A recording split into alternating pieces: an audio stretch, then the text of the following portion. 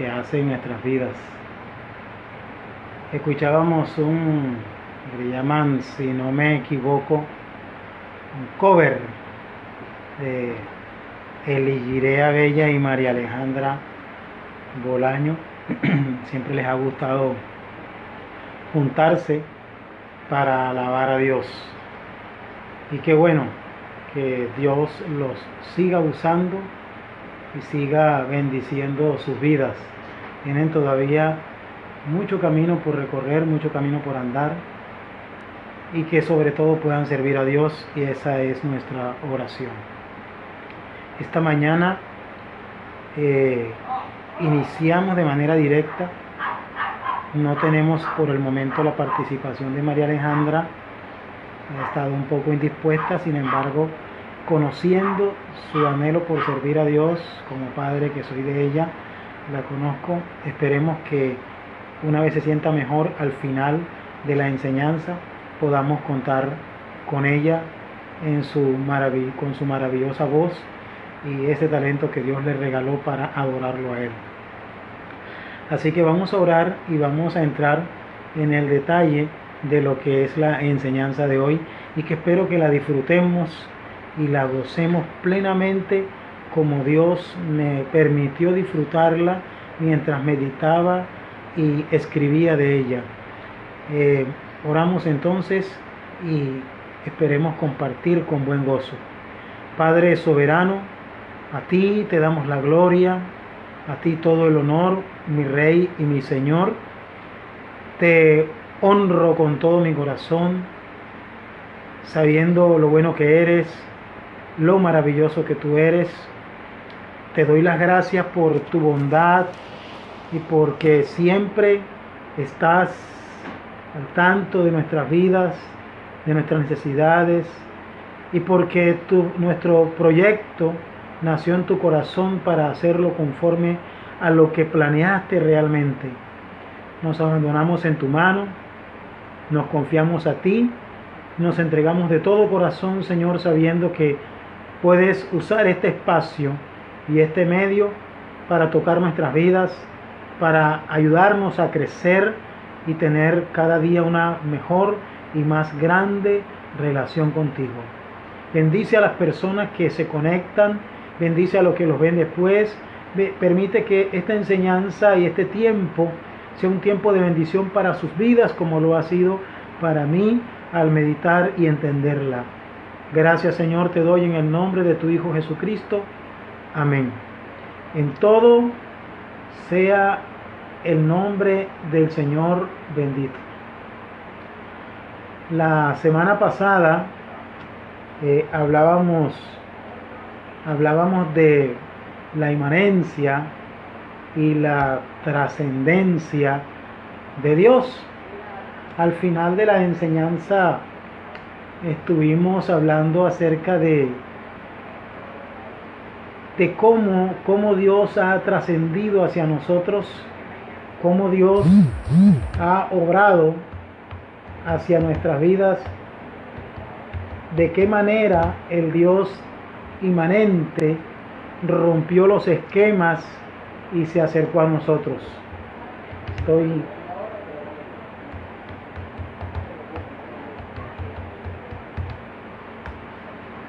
¿Y cuál fue el esquema que Dios utilizó para relacionarse con nosotros? Concluimos que Juan lo expresó a través del amor, porque la esencia del Señor es el amor. Como Dios es amor, como Él es en su esencia esta expresión, de esa manera puso de su espíritu y puso su amor en nosotros para relacionarse a sí mismo con nosotros. Pero no nos vamos a quedar solamente en esta expresión. Hay otras cosas más que Dios ha utilizado como herramienta y como fórmula para hallarse con nosotros. Esa fórmula la vamos a mirar ahora. Dios es maravilloso y deseo que puedas disfrutar de este tiempo. Deseo con todo mi corazón que te puedas encontrar con mucho cuidado, de ir entendiendo, de ir comprendiendo este espacio de tiempo que Dios nos regala. Esta palabra, hallada en las Escrituras, está en el libro de los Hebreos, capítulo 11, versículo 1, y sé que sabes cuál es. Es una palabra de 2 letras nada más, pero que tiene un contenido maravilloso y poderoso. Hebreos capítulo 11, versículo 1. Dice la sagrada palabra del Señor: es pues la fe, la certeza de lo que se espera y la convicción de lo que no se ve. Eso es la fe definida en la Escritura. La certeza de lo que se espera, la convicción de lo que no se ve. La fe, entonces, es el medio por el cual nos acercamos a Dios. De hecho, el versículo 6 del mismo capítulo dice que sin fe es imposible agradar a Dios, y que el que se acerca a Dios debe creer que ahí está y que se relaciona con Él. Entonces, la siguiente herramienta, Dios nos llenó de su amor para relacionarse con nosotros, y puso una herramienta llamada fe. Esta fe es la que nos acerca a Él, es la que nos permite relacionarnos con Él. Sin embargo, debemos entender algo, que la fe no es solamente lo que hablamos de Dios. La fe se enfoca en muchas otras cosas más. Por ejemplo, podemos hablar de la fe del pescador cuando sale a su faena de pesca, hablando del pescador artesanal o de esos barcos pesqueros que se abren a alta mar. Van con la fe de que van a pescar y van a traer el sustento para sus casas. La fe del minero que excava en una cueva esperando, creyendo que va a encontrarse una piedra o el carbón o lo que busca para así vivir, tener bienestar y vivir en placer con su familia. También podemos hablar de que la fe reúne otras cosas más. Por ejemplo, hablamos de la fe del idólatra, del pagano. El pagano tiene fe. El delincuente tiene fe. Él va a hacer su trabajo sucio creyendo que su objetivo se va a lograr. Eso es realmente una gran verdad que debemos aprender a entender. Sin embargo, la fe de la que nosotros hablamos es la fe puesta en Dios. Por eso, cuando decimos tengo fe, también debo entender en qué tengo fe y sobre qué se deposita mi fe. Mi fe es depositada en Dios, no en ninguna cosa diferente. Por eso el que se acerca a Dios debe creer que Él está, no que haya algo diferente que no sea Dios. A veces vamos a orar y lo primero que hacemos al orar es invocar a Satanás.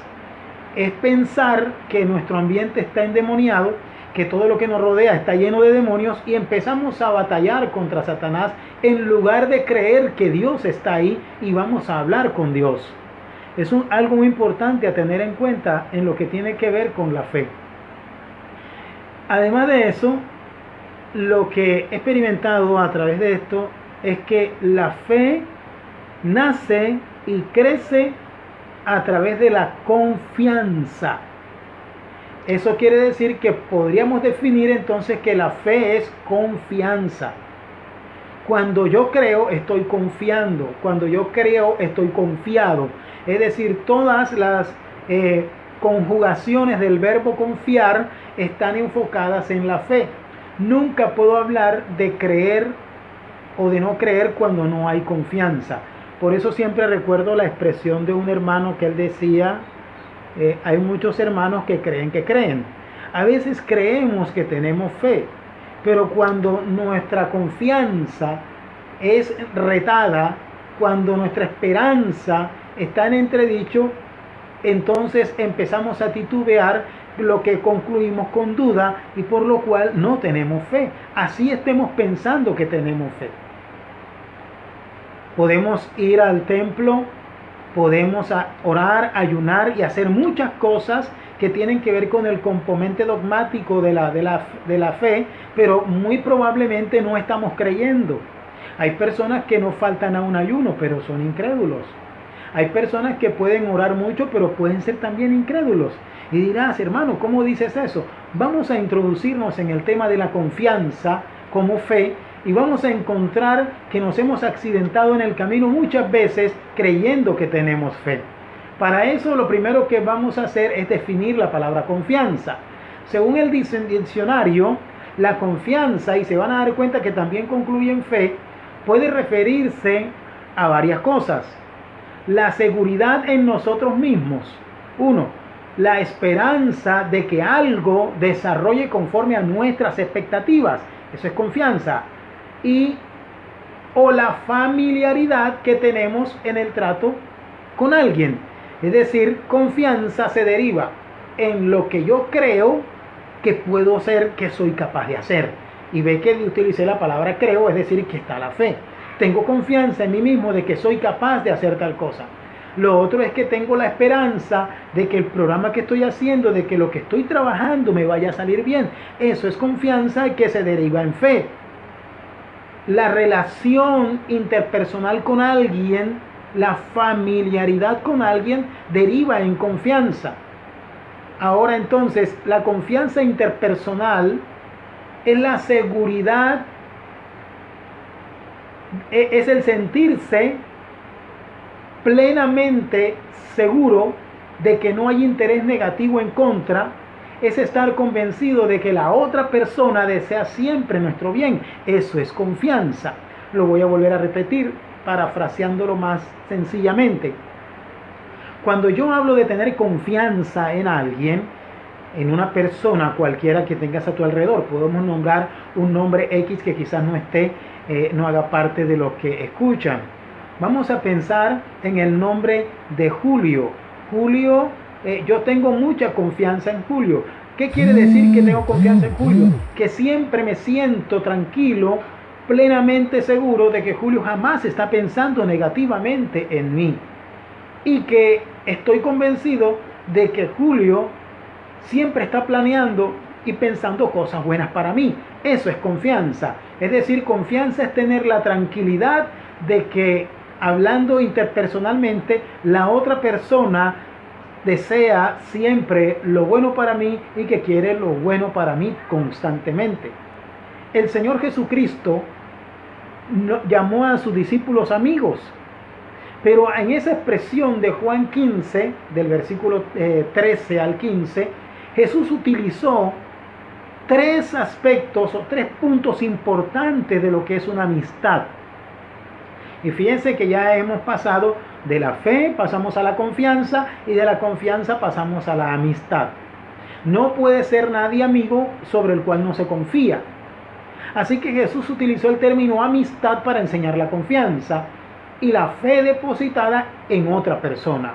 En Juan 15 Jesús dice, nadie tiene mayor amor que este, mira la palabra, nadie tiene mayor amor que este, y luego coloca la confianza sobre la cual se deposita la amistad, que uno ponga su vida por sus amigos.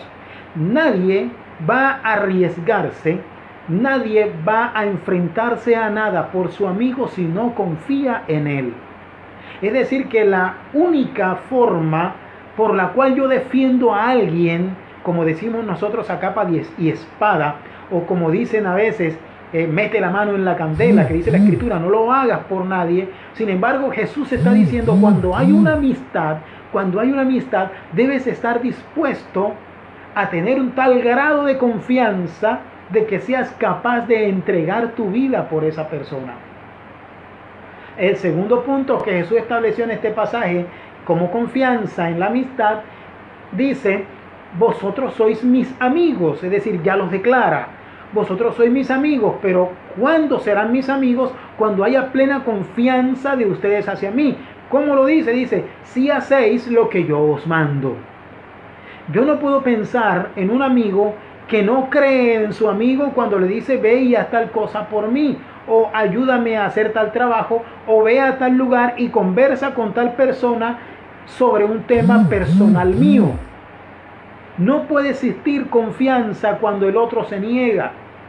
Yo puedo confiar en que mi amigo va a hacer lo que yo le pido. Jesús está diciendo, ustedes son mis amigos, pero son mis amigos si hacen lo que yo les mando. Si no hacen lo que yo les mando, significa de que no tienen confianza en mí, y si no tienen confianza en mí, entonces no existe amistad. Y la tercera que dice Jesús en este pasaje es, ya no os llamaré siervos, porque el siervo no sabe lo que hace su señor, pero los he llamado amigos, porque todas las cosas que oí de mi Padre os las he dado a conocer. Es decir, entre los amigos no existen los secretos. Los amigos se revelan todo, los amigos se cuentan todo. Tú no le contarás nada a alguien sobre el cual no tengas confianza. Yo no le puedo contar a nadie en mi intimidad si no tengo confianza en esa persona. Esa confianza que se ha perdido en las esferas de la sociedad, es decir, que hay pocos amigos. Esa confianza que inclusive en el medio de la iglesia se ha perdido en muchos lugares, en muchos espacios, por la sencilla razón de que se ha violado tal espacio. Es increíble que una persona pueda llegar a contarle a alguien su debilidad y luego más adelante se conoce ese secreto. Ya no te puedo confiar mis secretos porque destruyes la confianza. Jesús dijo, la confianza de la amistad llega a tal punto de que no exista secreto. Dios me contó muchas cosas que se las he contado a ustedes. Y en Juan 17, Él le dice, todo lo que me diste se los di a ellos. Y nada quedó oculto. La confianza pierde o se pierde y pierde su esencia cuando se hace lo contrario, que perjudica a la otra persona o que no le agrada a la otra persona. Es decir, cuando yo hago algo que desagrada a mi amigo, la confianza se debilita y puede llegar a perderse. Y cuando la confianza se pierde, es muy difícil volverla a recuperar. En ese sentido, podríamos decir entonces que perder a un amigo es difícil volver a tenerlo.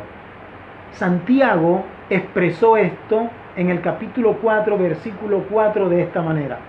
Oh almas adúlteras, ¿no sabéis que la amistad del mundo es enemistad contra Dios?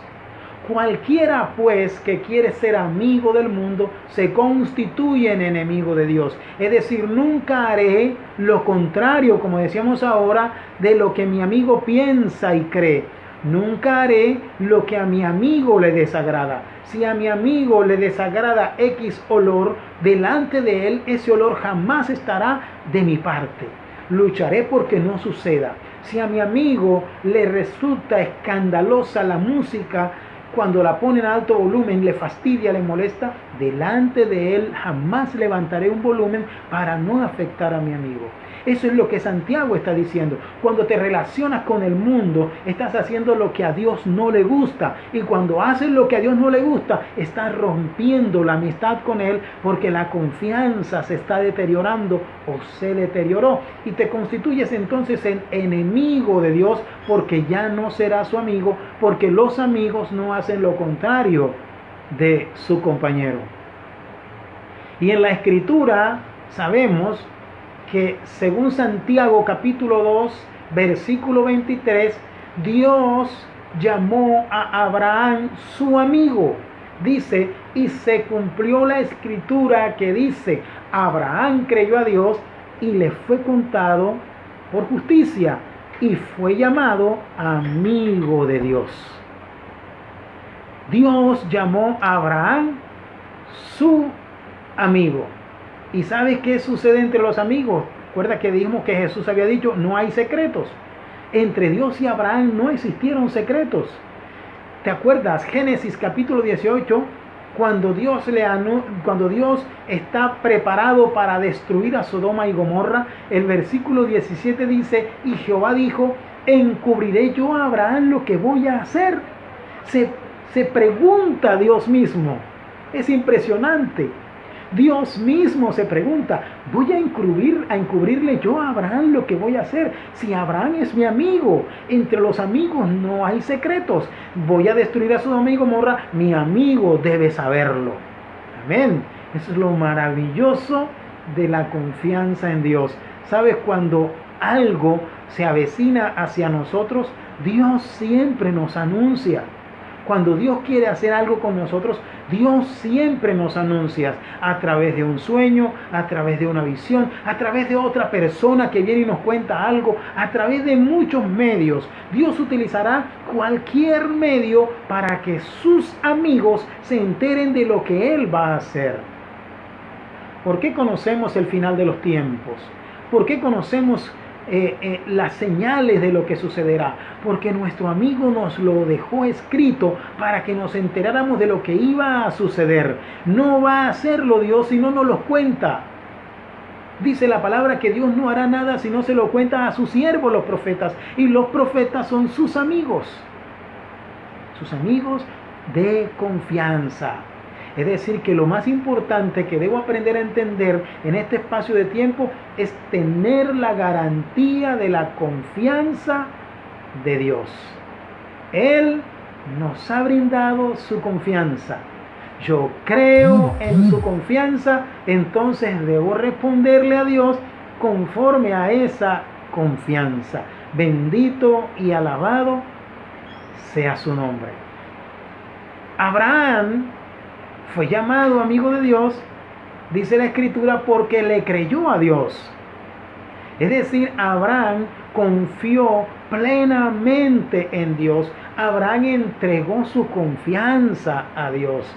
Todo lo que Dios le dijo a Abraham lo creyó. Y todo lo que Dios le decía que hiciera, Abraham lo hacía. Él no tenía ningún problema con eso. En Hebreos capítulo 11, ahí donde leímos, aquí en el capítulo 11, desde el versículo 11 al 17 y luego desde el versículo 8 al 17 y luego del 17 al 19, vamos a mirar algunos aspectos de lo que hizo Abraham confiando en Dios. Lo primero que hallamos es que vamos a tomarnos la tarea de leerlo para que lo entiendas, porque esto es hermoso. Dice la Escritura, por la fe Abraham, siendo llamado, obedeció para salir al lugar que había de recibir como herencia, y salió sin saber a dónde iba. Es decir, lo primero que encontramos en la confianza que Dios tuvo con Abraham fue que salió sin saber a dónde iba. Y lo segundo dice, por la fe habitó como extranjero en la tierra prometida, en tierra ajena, morando en tiendas con Isaac y Jacob, coherederos de la misma promesa. Es decir, Abraham fue capaz de habitar en tiendas de campaña allá en la tierra donde le habían dicho que era de él. Pero él tranquilamente, sin recibir, oye bien, en sus manos el documento que le dijera esta tierra es tuya, solamente estaba basado en la palabra que Dios le había dicho. Esta tierra te la daría a ti, a tu descendencia. Y Abraham lo creyó. No tenía título de propiedad en sus manos. No tenía ninguna firma, ningún sello. No habían ido a ninguna notaría ni nada de eso. Pero él creyó. Sí, esta tierra es mía. Y en esa tierra que era él habitó en tiendas de campaña y también lo hizo su hijo y lo hizo su nieto en el mismo lugar, sin ningún problema. Creyendo, listo Dios, tú dijiste que era mía, pues entonces está bien, yo lo creo.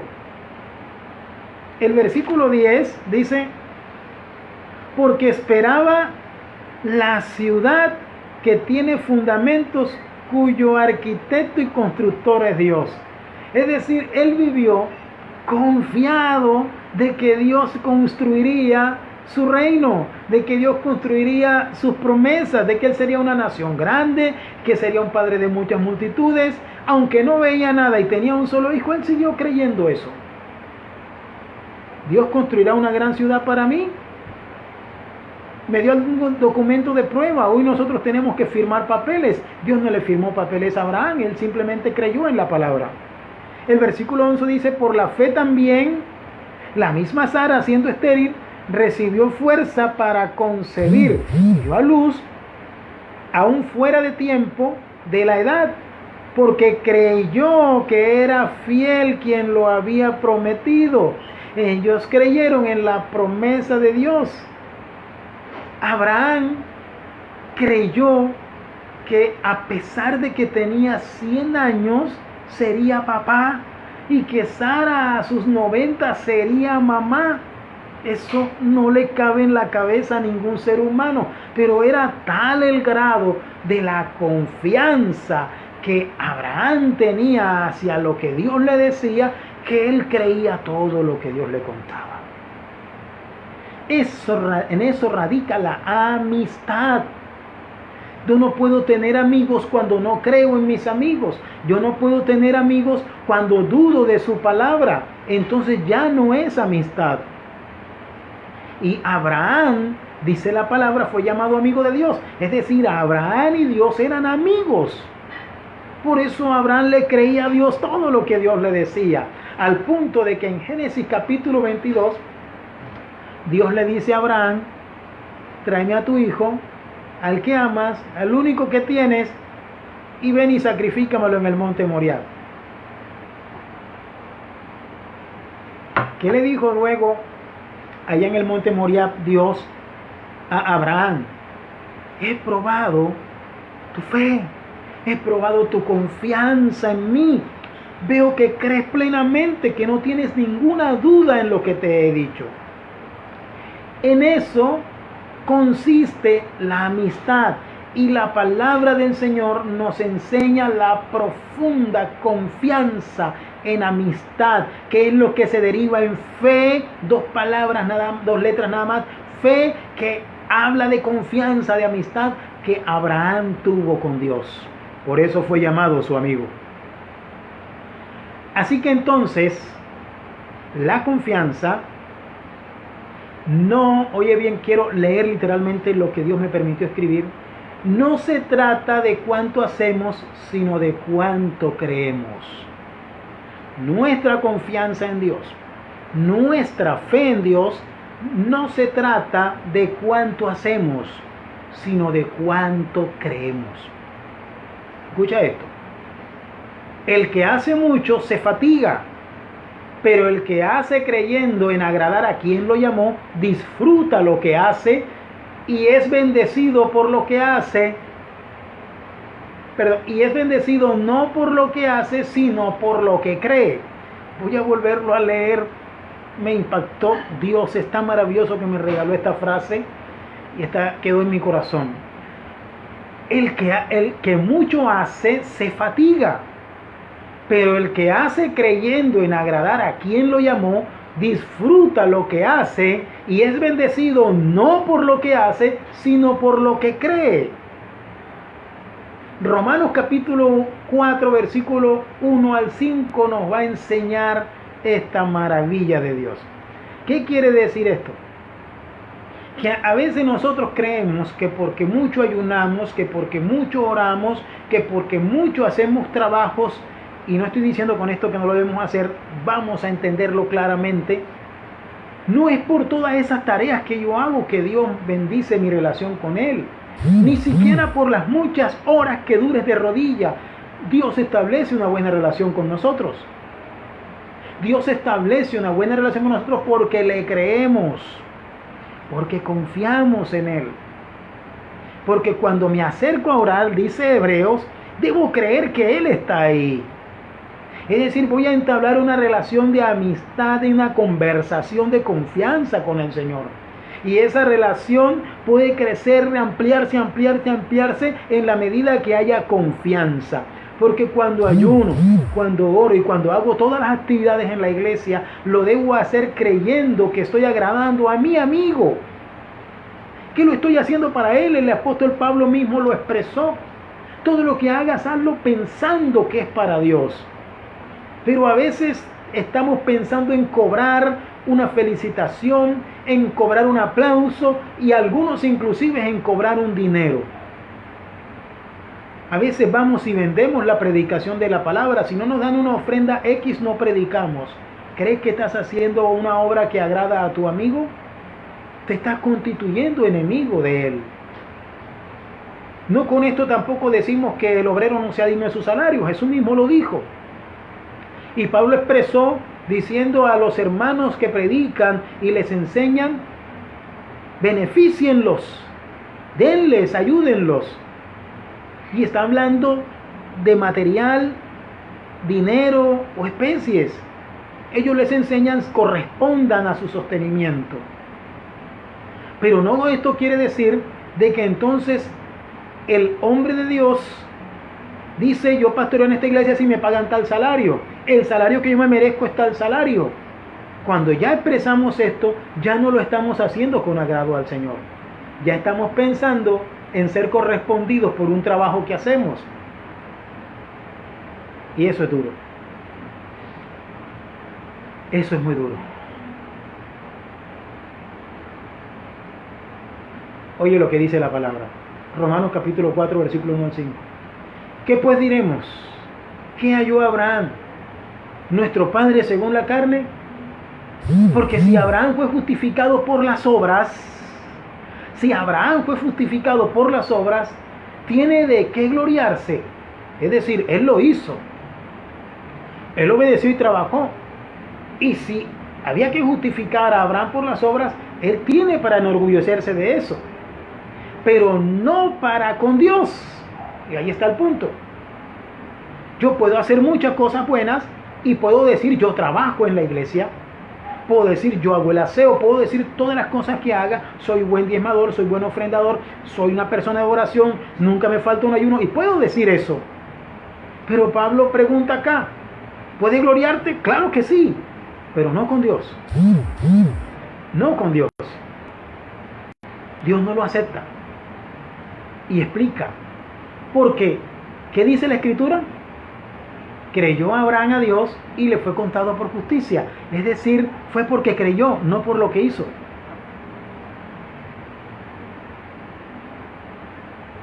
Por una razón. Pero al que obra, no se le cuenta el salario como gracia, sino como deuda. Mas al que no obra, sino cree en aquel que justifica al impío, su fe le es contada por justicia. Es decir, cuando alguien trabaja y le pagan un salario, el día que le dan el salario no se lo están regalando. Es una deuda que tienen con él. Yo recuerdo a un jefe que tuve que a veces en medio de la quincena yo me acercaba por alguna necesidad y le decía que necesitaba un préstamo.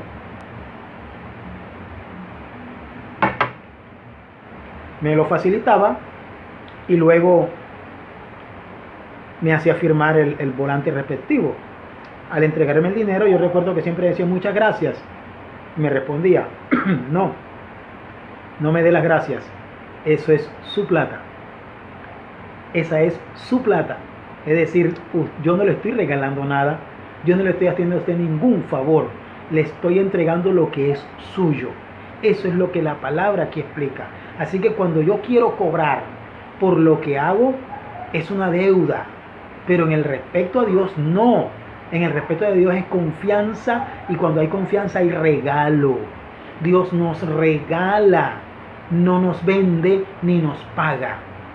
Por eso, oye bien, la expresión esa que siempre usamos religiosamente, hay que pagar el precio.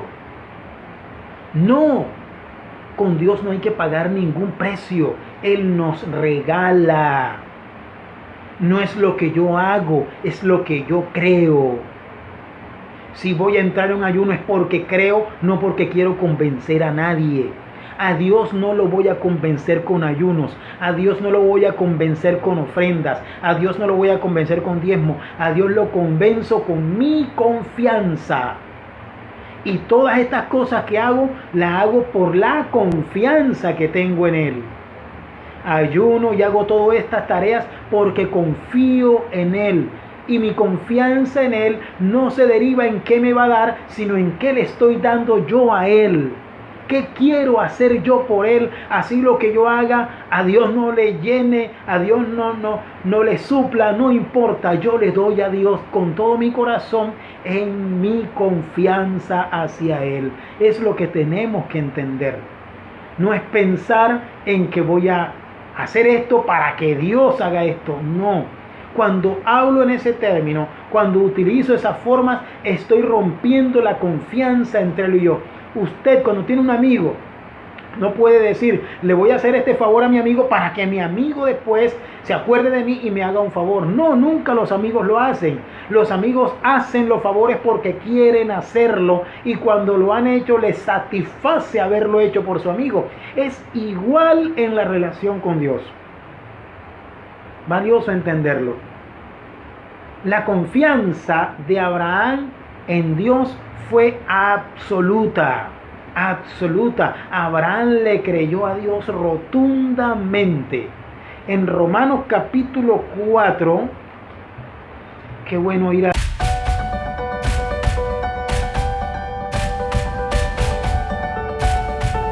Estábamos hablando de el hacer, de que la confianza no se gana por lo que hago, sino por lo que creo. Y que Abraham creyó. Dice que pues diremos, Romanos capítulo 4, versículo 1 al 5, que pues diremos que halló Abraham nuestro padre según la carne, porque si Abraham fue justificado por las obras, tiene de qué gloriarse. Pero porque si Abraham fue justificado por las obras, tiene que gloriarse, pero no para con Dios. Porque ¿qué dice la Escritura? Creyó Abraham a Dios y le fue contado por justicia. Porque al que obra no se le cuenta el salario como gracia, sino como deuda. Mas al que no obra, sino que cree en aquel que justifica al impío, su fe le es contada por justicia. Dios no nos bendice por lo mucho que trabajamos o por lo mucho que hacemos, sino por lo que creemos. Cuando Abraham siguió a Dios, lo siguió porque él le creyó. Abraham no hacía las cosas para satisfacer a Dios o para cobrarle a Dios, sino que las hacía para agradar a Dios. Entonces comentábamos de que todo lo que hacemos, todo lo que emprendemos, todo lo que luchamos, lo debemos hacer pensando en agradar a Dios, no en negociar con Dios. Hay personas que pactan con Dios. Hay personas que llevan una ofrenda esperando a que Dios les pague, que Dios haga algo por ellos. Hablábamos de la expresión de pagar el precio. Nada de estas cosas entran dentro del esquema de Dios. Ninguna de estas. En el esquema de Dios funciona la palabra confianza, en que todo lo que yo hago, lo hago para agradarle. Y que entonces Abraham tuvo una gran confianza en Dios. La confianza que Dios tuvo en Abraham tuvo en Dios fue absoluta. Romanos capítulo 4, versículo 17 al 21, vamos a leerlo con toda la tranquilidad. Romanos capítulo 4, versículo 17 al 21 dice: como está escrito, te he puesto por padre de muchas gentes delante de Dios a quien creyó, el cual da vida a los muertos y llama las cosas que no son como si fuesen.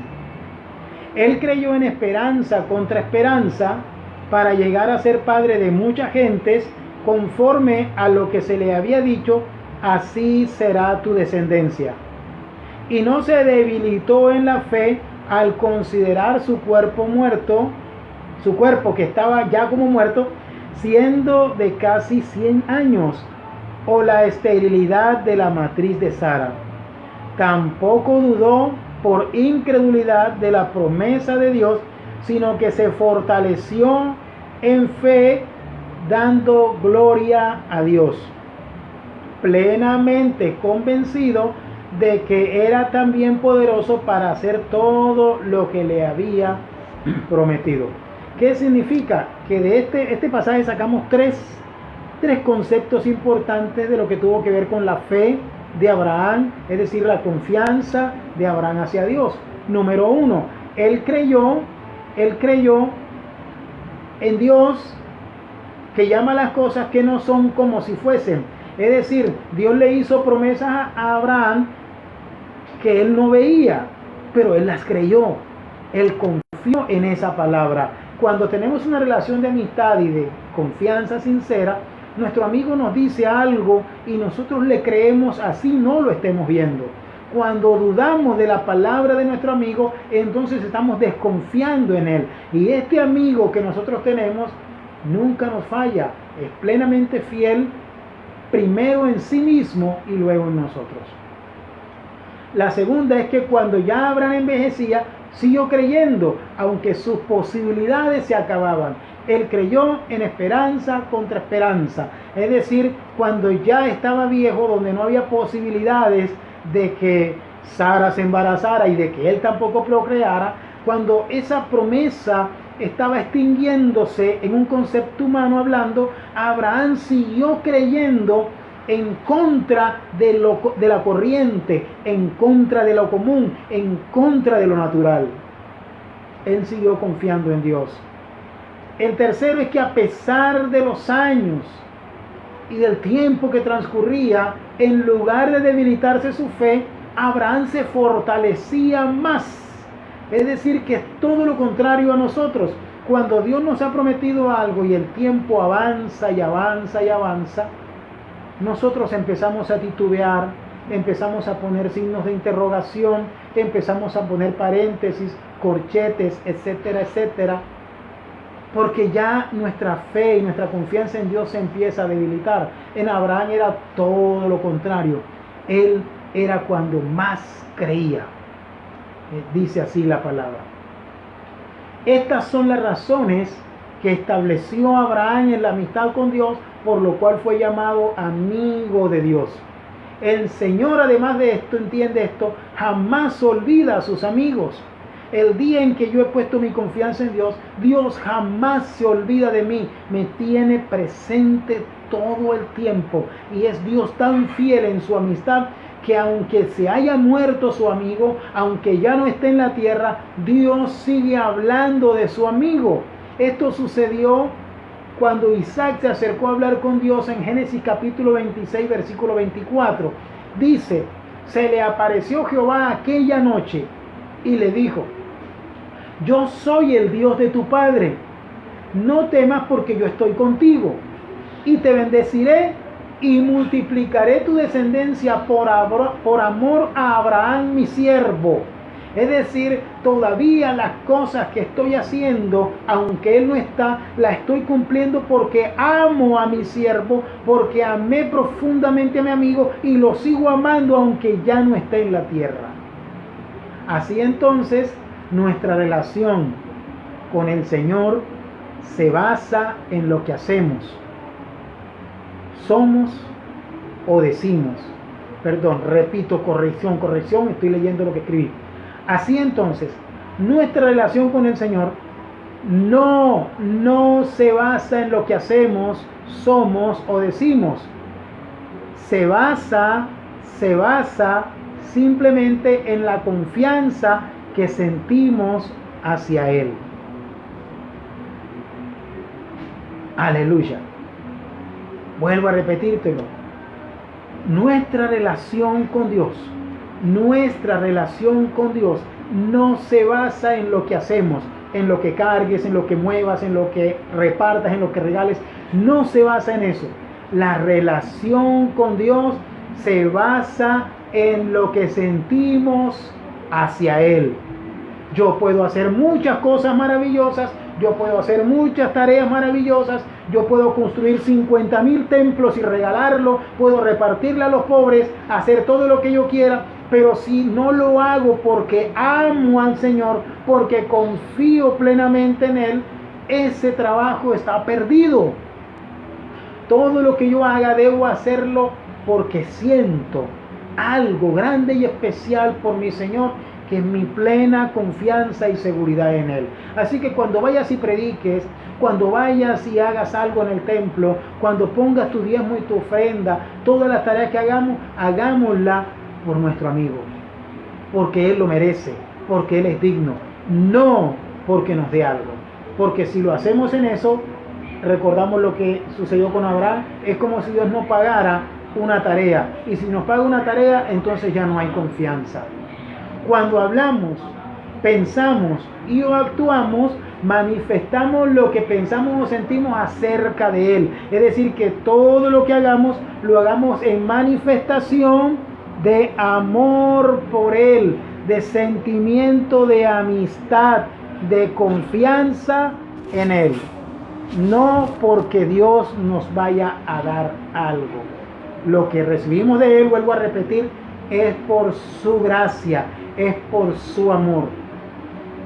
Que la oración no es una expresión religiosa, sino un encuentro con el Dios inmanente que nos brindó una relación basada en la confianza. Nuestro Dios es un Dios tan especial, es un Dios de amor que rompió los esquemas, trascendió de Él mismo hacia nosotros, buscando una relación de amor en confianza. Entonces concluimos que nuestra relación con Dios no se basa, nuevamente decimos, en lo que hacemos, en lo que hablamos, en lo que somos, sino en lo que sentimos por el Señor. Todo lo que hagas, todo lo que sientas, todo lo que pienses, todo lo que sucede en mi vida debe ser porque amo a Dios. Debe ser porque confío en el Señor. Recordar que la fe deriva en la confianza. Abraham confió plenamente en Dios y Dios le llamó amigo. Que Dios me pueda decir amigo porque confío en Él. Que todo lo que hago lo hago para Él y confío plenamente en Él. Y todo lo que recibo de Dios, no es porque yo hice algo, ni porque me merezca algo, sino porque mi amigo quiso dármelo. Amén. Si lo veremos de esa manera, siempre vamos a ver sus bendiciones derramadas sobre nuestra vida. Y no te olvides, lo que hacemos es para Él, es por Él, es para el placer de Él y es para agradarlo a Él, porque es mi amigo. Padre soberano, bendito sea tu nombre para siempre. Glorifícate en la vida de las personas que han entendido este propósito o el propósito de esta enseñanza. Gracias por haber tocado primero mi corazón un día mientras hacía algo meditando en tu palabra, que llegaste a mi corazón a decirme: si confías plenamente en mí y dejas de lado los rudimentos humanos, tú verás mi gloria. Lo estoy creyendo, Señor. Quiero aprender a confiar en ti. Y quiero que mis hermanos que me ven, que me escuchan directa o indirectamente, también puedan aprender a confiar en ti. Que nos ayudes a creerte. Que esa dificultad humana que se choca delante de nosotros, que se coloca como un muro delante de nosotros, que es la duda, la incredulidad y la desconfianza, sea quebrantada por tu poder. Porque anhelamos, porque te anhelamos, porque te deseamos. Que eso esté dentro de nuestro corazón. Un deseo profundo por ti que nos ayude a amarte profundamente, de tal manera que nuestra confianza nos permita aceptar y creer todo lo que tú dices y esperar hasta cuando tú quieras que suceda. Bendito sea tu nombre para siempre. Los saludo, mis hermanos, los saludo en el entrañable amor de Jesucristo, y que así confiemos en Él, porque Él es bueno, porque Él jamás nos fallará. Que Dios te bendiga, que su paz, su profunda paz esté en nuestros corazones. Dios es bueno y para siempre es su misericordia. Aleluya. Paz del Rey.